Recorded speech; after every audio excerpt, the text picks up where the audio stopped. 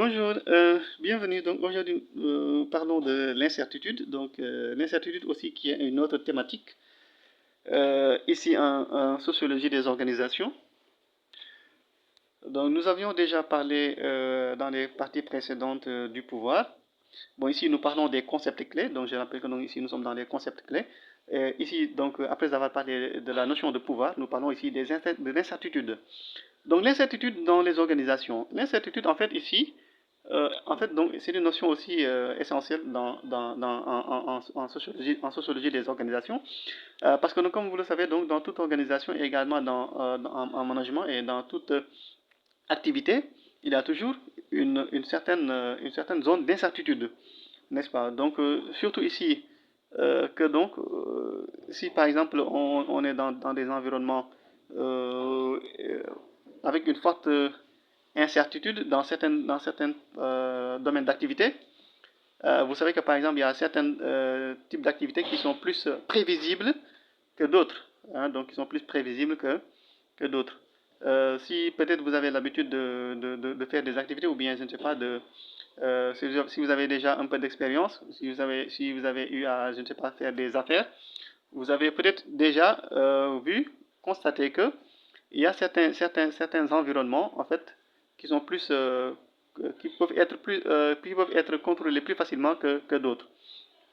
En ce moment même, par exemple, si vous regardez dans le contexte actuel avec la guerre en Europe entre la Russie et l'Ukraine, vous avez, en tout cas donc la récente guerre donc, qui existait entre, quand ça a éclaté, vous aviez vu que il y a eu beaucoup d'incertitudes dans l'économie mondiale, notamment surtout dans le secteur de ce qu'on appelle les hydrocarbures, n'est-ce pas? Donc tout ce qui est gaz, pétrole, etc. On a vu que les prix ont changé, n'est-ce pas? En tout cas, donc ça a eu beaucoup d'instabilité. Hein, il y a eu beaucoup d'instabilité dans ces domaines-là, à cause tout simplement donc, du conflit qui avait éclaté entre la Russie et l'Ukraine.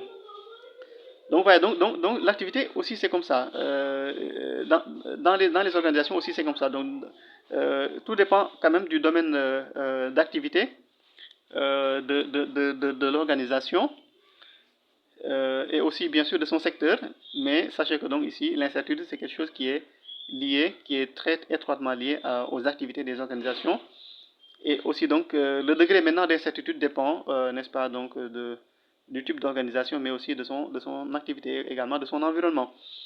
Ici, en tout cas, donc, sachez que donc il y a une notion essentielle à tenir en compte ici dans cette partie-là où nous parlons de l'incertitude, des incertitudes. Excusez-moi, donc j'y ai parvenu, donc des incertitudes.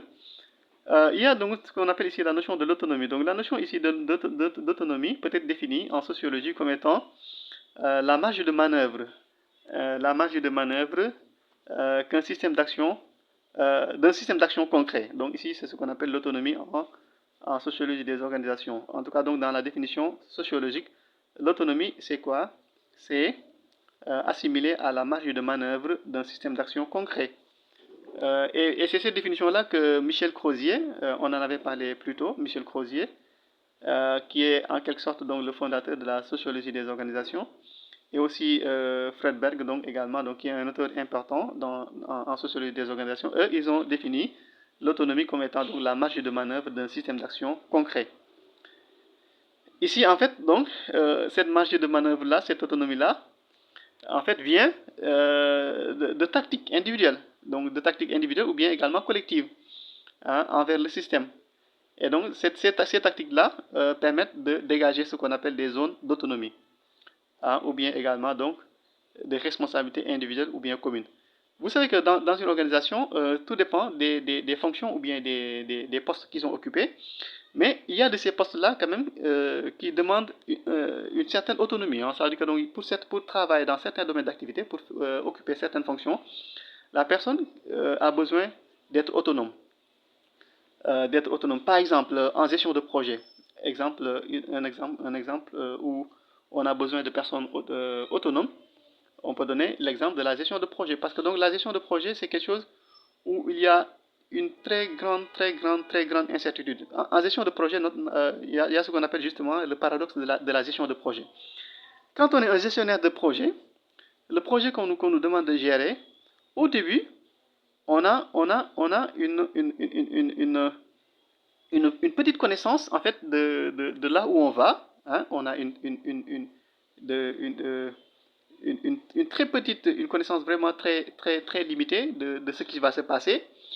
Mais par contre, on a ce qu'on appelle une grande marge de manœuvre. Ça veut dire que donc, quand on gère un projet, au début, ce qu'on peut faire, c'est énorme. Hein. On a la possibilité on a les moyens, en fait. On a la possibilité de faire beaucoup de choses, d'intervenir. Hein.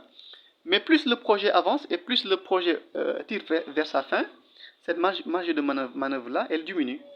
Et au contraire, c'est à cette période-là, c'est à ce moment-là qu'on a une meilleure compréhension, une plus grande maîtrise de la situation. C'est ça qu'on appelle le paradoxe de la gestion de projet. Et donc, pour vous dire que donc ici, par exemple, quand on est gestionnaire de projet, on travaille tout le temps avec de l'incertitude. Donc, c'est pas si vous voyez. Et donc, quelqu'un qui est comme ça, c'est quelqu'un qui a besoin d'être autonome pour pouvoir, en fait, ici, cette autonomie-là va lui permettre de pouvoir toujours dégager des marges de manœuvre, comme on l'a dit ici, dans la définition qui est donnée en sociologie. Il y a d'autres également métiers hein, comme ça, donc comme comme le métier de gestionnaire de projet. Il y a également d'autres fonctions, d'autres métiers qui demandent aussi une certaine autonomie, parce que donc très souvent, on est lié en fait à une grande incertitude dans le travail que l'on fait. Mais aussi, donc, c'est l'incertitude, ici l'autonomie, en fait, donc l'autonomie, nous avons déjà donné la définition en sociologie, mais l'autonomie également, donc, peut être définie, en tout cas, donc, le concept d'autonomie sociale, hein, comme vous le voyez ici dans le deuxième paragraphe, donc ici, l'autonomie sociale, elle, ça dit donc l'autonomie appliquée dans le champ social, hein, dans le champ du social. Donc, c'est défini comme étant la capacité d'exprimer ses besoins, et également ses désirs avec aisance et en faisant preuve de politesse. Donc ça c'est la définition de l'autonomie dans le domaine donc de l'autonomie sociale. Donc c'est cette capacité-là qu'on a d'exprimer ses besoins et ses désirs.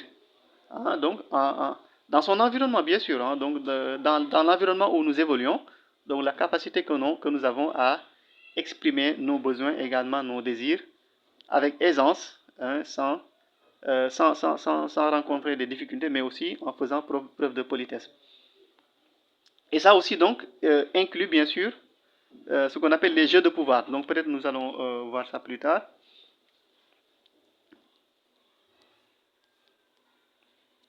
En tout cas, donc, l'incertitude, c'est quelque chose qui est omniprésente, hein, donc, et surtout donc, qui est beaucoup plus visible, beaucoup plus présent, beaucoup plus vraiment palpable dans certains types d'activités, dans certains types d'organisations.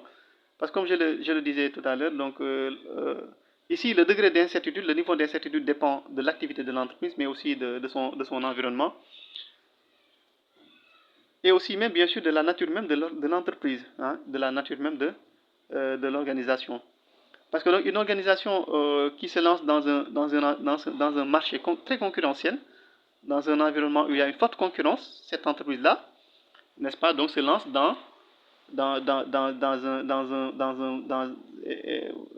dans un marché où il y a aussi beaucoup d'incertitudes parce qu'elle ne sait pas ce qui l'attend.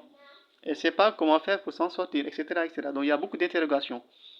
Donc ouais, tout à l'heure aussi, je vous ai donné l'exemple de la gestion de projet. Donc en gestion de projet aussi, dans les projets également, donc on a très souvent donc un fort degré d'incertitude. En tout cas, donc ici, l'incertitude dans son environnement, des fois, donc, l'incertitude peut venir de l'environnement elle-même. Donc, quand on parle ici d'incertitude, l'incertitude peut venir de l'environnement elle-même. Donc, ça, c'est une chose à prendre en compte avec l'incertitude. Mais aussi, donc, il faut savoir qu'également, donc, il peut y avoir des moyens, des outils qui peuvent permettre justement de pallier à cette incertitude-là. Par exemple, tout à l'heure, puisque j'avais donné tout à l'heure l'exemple de la gestion de projet, quand on fait la gestion de projet, par exemple, quand on gère un projet, pour justement éviter ce qu'on appelle le paradoxe de la gestion de projet, comme je l'avais expliqué tout à l'heure, on doit utiliser des moyens de planification. C'est pour cela qu'il faut beaucoup planifier. Voilà, il faut beaucoup planifier, mais aussi il faut évaluer les risques. Donc voilà, donc en tout cas, donc, utiliser tout un tas d'outils de gestion, de planification, de prévision, donc pour pouvoir justement pallier aux incertitudes. Mais aussi donc, il y a ce qu'on appelle les interactions et les interdépendances. Donc, parce que aussi donc les incertitudes donc également peuvent venir des différentes interactions et aussi des différentes interdépendances dans l'environnement où nous évoluons. Si nous avons par exemple un collègue donc, qui est difficile à connaître, à cerner, ou bien nous avons une équipe, mais l'équipe vraiment, voilà, donc ce n'est jamais facile de le comprendre, de la comprendre, parce que tout le temps, elle nous réserve des surprises. Donc, voilà, donc là aussi, donc cette incertitude-là vient des interactions, mais aussi des interdépendances. C'est-à-dire donc des relations avec l'autre.